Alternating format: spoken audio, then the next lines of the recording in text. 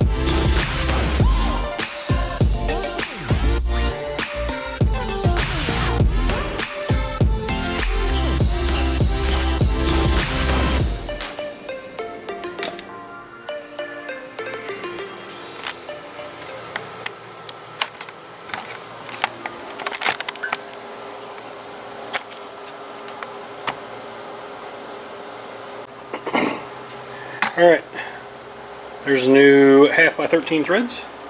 We're going to get the thread insert glued up and thrown in there.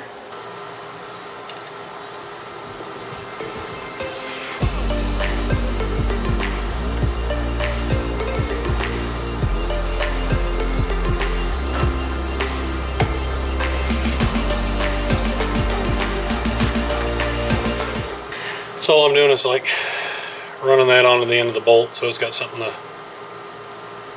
seat it down in there, just like so.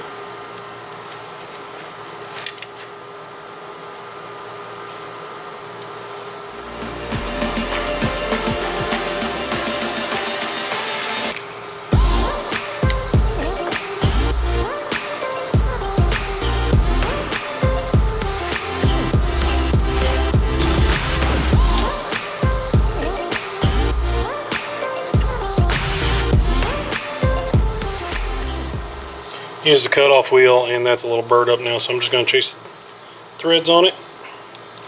Should be good to go.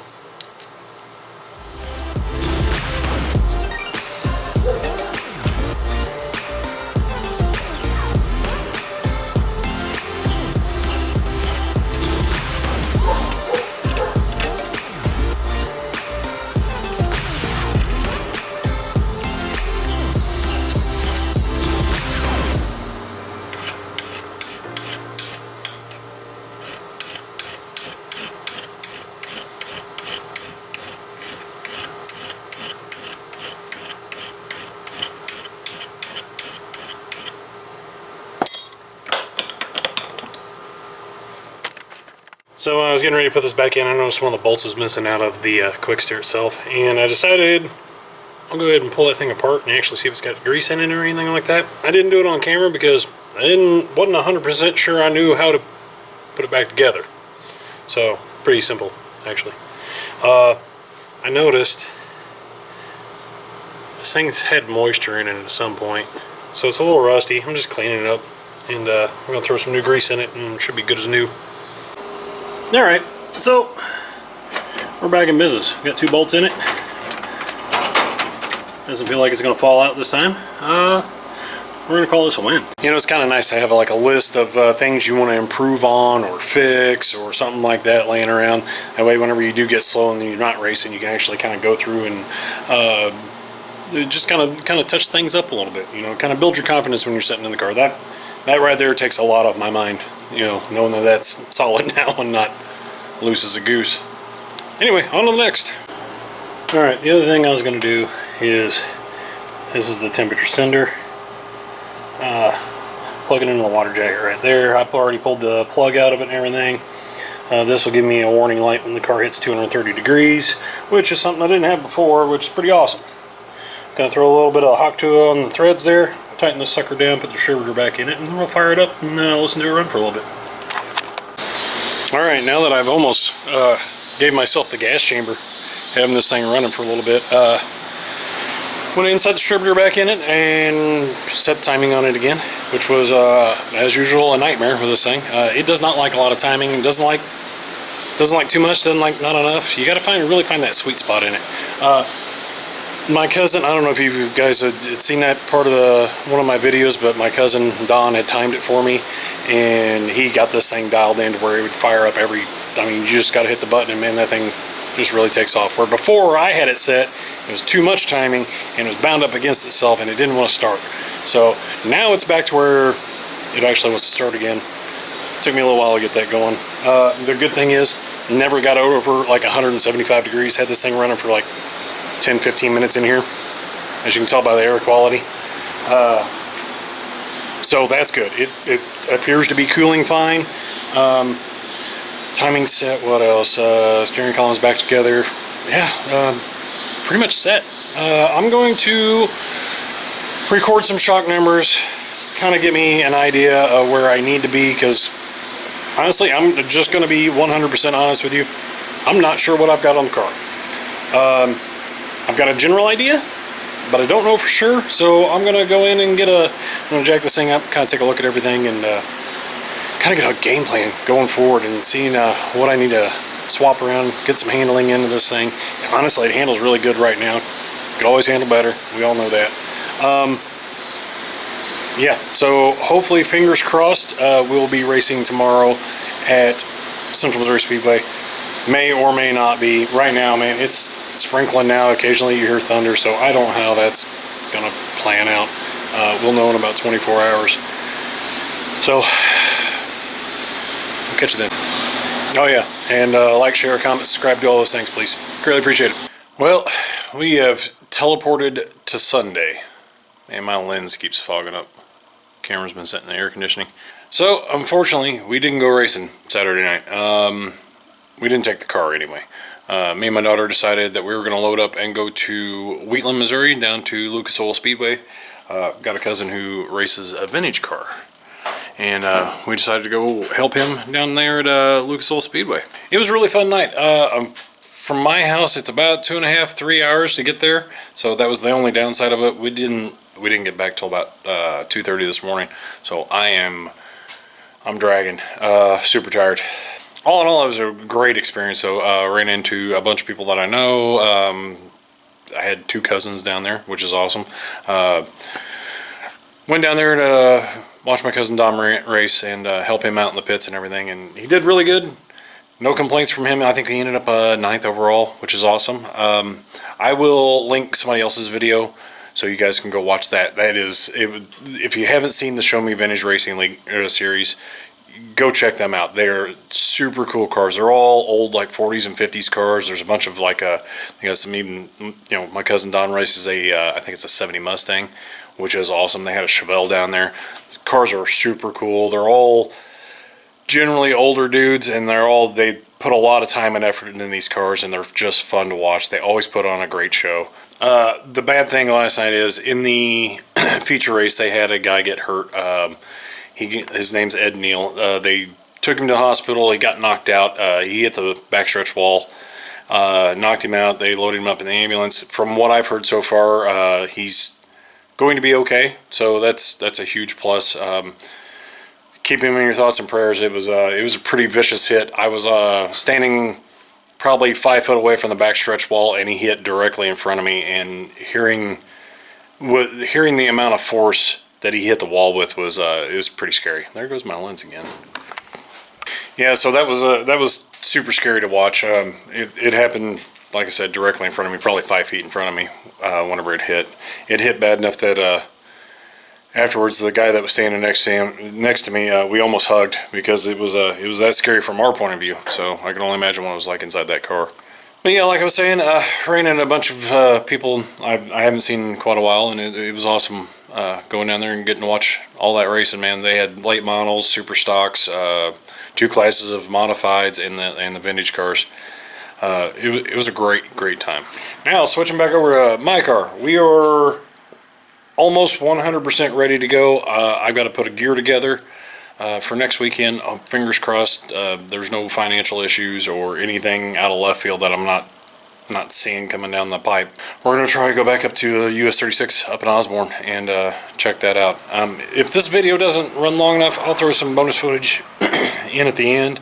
That seemed to work pretty well last time, so there, my lens keeps fogging up. Doggone it. Yeah, I'll throw some bonus footage in at the end if the video's not long enough. If not, guys, I'll catch you next time. Thank you for tuning in. Please like, comment, share, subscribe, do all those things. We'll catch you next time. Later.